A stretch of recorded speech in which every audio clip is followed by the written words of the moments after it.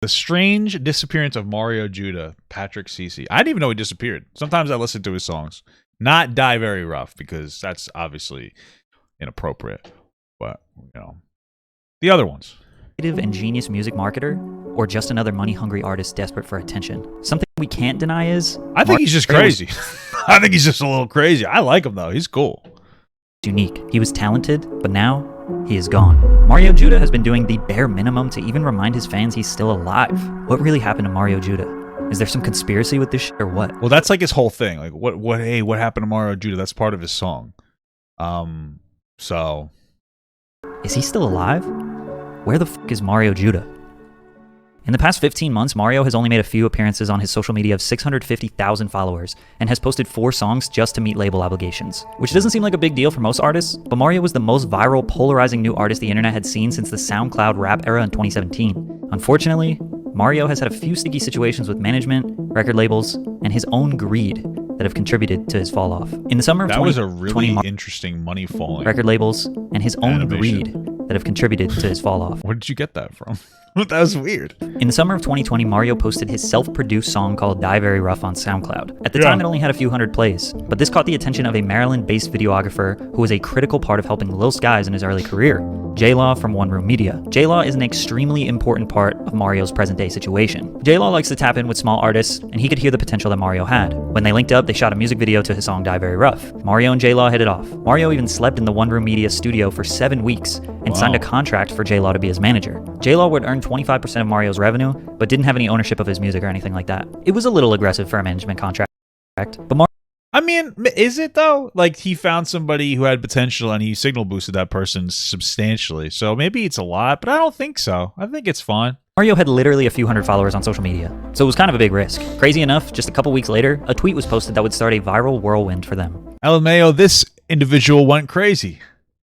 Mario was blowing up. The Die Very Rough music video was generating hundreds of thousands of views per day, so they got to work, making a bunch of different content, vlogs, interviews, and Instagram lives. Some people were making fun of and memeing Mario, but you could tell he was genuine. He seemed like a humble kid who was grateful that people connected with his music. Is he a kid? How old is Mario Judah?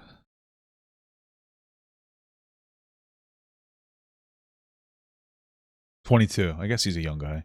He's like the kind of guy that'd cool to hang out with in a public place, you know? Like a Denny's. Not like privately. That might I'm too scared, you know?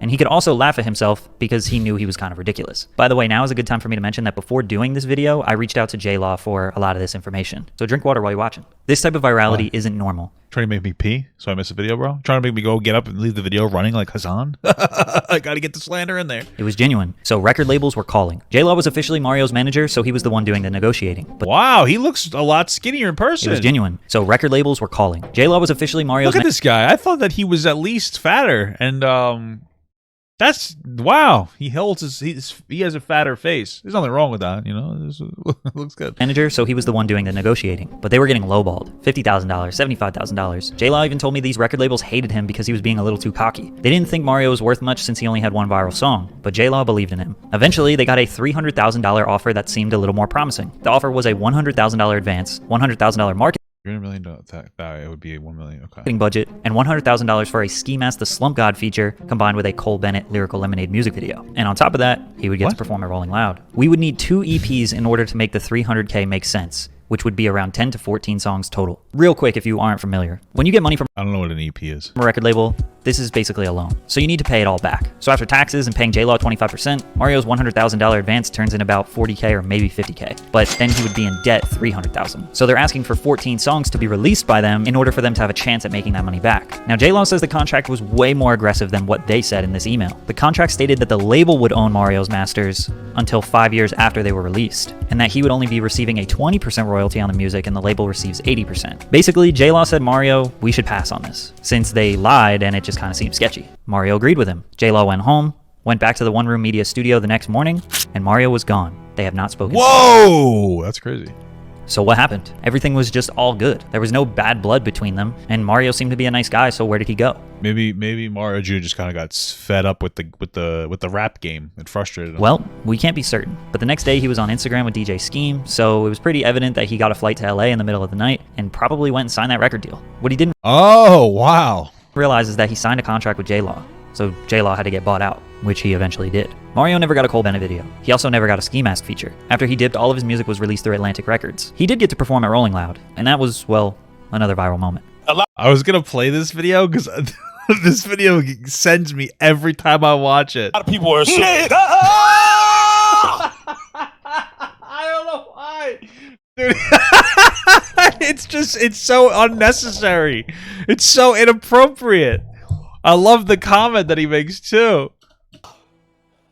That's got to be racist. There's no way. The Rolling Loud Dude, that kills me every time, bro.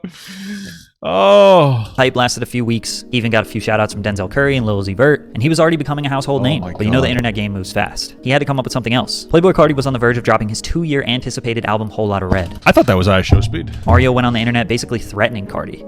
Drop Whole Lotta Red so I don't have to do this. He previewed a few songs on IG Live that sounded like Carti, but it was actually Mario.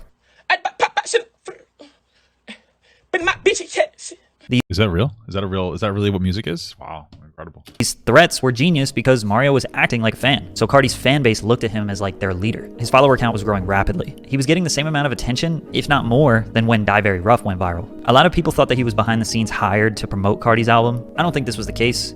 I think that he was getting real fans off Carti's name, and he actually dropped an EP called Whole Lotta Red. 4 tracks, all self-produced, of Mario doing his best Carti impersonation. With Really? Oh, I've heard some of those songs. That's why they're so weird sounding. Wow, it's 1.8 mil, 900,000, almost what 23 mil and 3 mil. Jesus. the single Big Yeah getting millions of views and streams. Just a few weeks later, Carti dropped his album, so Mario didn't have any more reason to continue the meme. So again, he needed another marketing gimmick to keep the attention. Bro, and she took my fucking heart. You know what the she did with it? She fucking tore it. So he pulled up on his cheating ex-girlfriend on Instagram Live. Wow. Oh, stop, Barbara. Stop, Barbara. Bro, I mean, if she cheated, she's probably a shitty person, but like, it's one of those really weird things. Like, you really should just leave your personal life out of some of this stuff, bro, because relationships are so complicated. You know what I mean? But okay. Hell no, bro. You serious? This bitch right here with the fuck. Are you fucking serious, bro? Somehow people thought this was real, and he quickly had to admit that this was all a setup to promote his new song, okay. I Cannot Love You, which was a rock rap song about cheating. Unfortunately, the He should have never admitted it.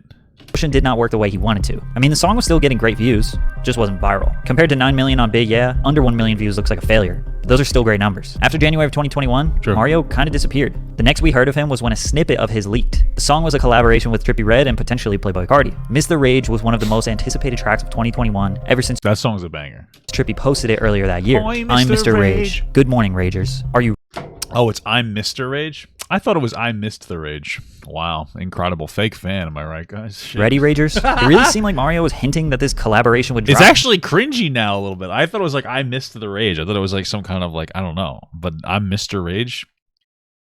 This is what's like a interesting. It's different. It is I Missed the Rage? Yo soy Rage, Mr. Rage, yeah. Trippie even posted a video of him listening to it. But once the real version dropped without Mario, fans said that his version was better. That was in May of 2021, which is almost a full year ago. He was already fading out of relevance, and he basically hasn't posted or said anything since then. 4 months later, he dropped a whole music video with zero promotion, which actually did good views. 500,000 in a month with no promotion shows that people really still care. Then he went live in the middle of the night admitting that he was having management issues. I had this bitch ass manager that was man, I ain't even gonna get into that, bro. And remember, this isn't J-Law, this is his new management. At this point, J-Law already was bought out of his contract. Oh, spooky guy. G-Man. Which makes our case of him signing a f***ed up contract even stronger. The next live was him straight up leaking one of his songs, just a black screen, and plays the whole song from start to finish. And then the most recent appearance was 2 months ago with an NFT project. I won't go too deep into it. Oh, no. The NFTs are usually where people go to burn the rest of their credibility for some fast cash, bro. Fuck. It's scammy, but I think bro just really needs some money. Basically, if you buy his Rockstar Ragers NFT, you get access to unreleased music, exclusive signed merch, and chances to get future meet and greets. This sounds like a Patreon. The people he's working with on this NFT set up a Discord event where fans could ask questions, and it was horrible. Go over like why you were like inspired to do a project like this and like why exactly you're looking to like bring together your fans for that. Shit. He really couldn't even answer the question as to why he was releasing an NFT. But again, in this Discord event, he said he had management issues Outside of the Wait a NFT minute, hold on a second. releasing an NFT. But again, in I know that thumbnail. People use that thumbnail a lot. That's one too, honestly. this Discord event, he said he had management issues. outside of the NFT, when's new music dropping? That's why I'm saying, y'all. I gotta talk to y'all about that soon, man. It ain't really what it seems right now. You can just feel his spirit is gone. No more happy, energetic, and lovable Mario. Wow.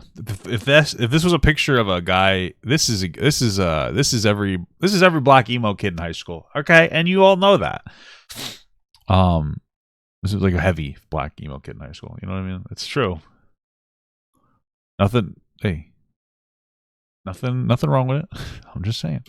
Maybe he should have just trusted J-Law and not bailed on him. I mean, how much did Mario's new management actually do for him? They got him on Rolling Loud, but other than that, all of Mario's Wasn't he attention supposed to get on Rolling Loud anyway? came from his own efforts on social media. Plus, he makes his own beats, writes his songs. He really could have been a strong independent artist. But a lot of artists make this mistake. They sign f***ed up contracts, chasing the money and thinking they're gonna blow up and become Lil Uzi overnight. Truth is, all these new friends you get when you get in the music industry ain't your friend. You're just a dollar sign to them. On the other hand, if Mario is in a bad deal, why not just tough it out and try to use their connections to blow up? Sure, they might be making way more money than him, but if you keep grinding, it's in their best interest to help you if it's going well. Plus, the bigger and more famous you get, the more leverage you have. You might as well just play the music industry game. Isn't that much better than just falling way off? Because coming back and generating interest like he had before is so hard, borderline impossible. I think Mario is just posting and dropping enough music to satisfy whatever legal obligations he has to, but he's saving all of his best songs for the vault. Then I guess he's gonna try to come back with another crazy ass marketing strategy when he gets his management deal figured out. I think he can do it. He still has a fan base that rides for him, plus he has real talent. He can produce, sing, and rap a little bit, and he is very unique. And on top of that, the rage sound that he was part of kind of blowing up is still fresh right now. He could easily take over that space. The time is running out for Mario. He needs to make a decision quickly. Yeah, okay. Cool video. I'm sure my favorite part though. That was, well, another viral moment. A lot of people are assuming Incredible. that's got to be racist. Thank you so much for watching, guys, and another special shout out to all my Patreon and Twitch subs. If you'd like to support this channel further than you already have by just watching the video alone, go down to the links below where you can sub on my Patreon, which will allow you to get your name on this beautiful black wall. Or you can go to the Twitch page and you can actually use a free Amazon Prime sub, if you have Amazon Prime, to subscribe. Thank you very much, guys. Take care.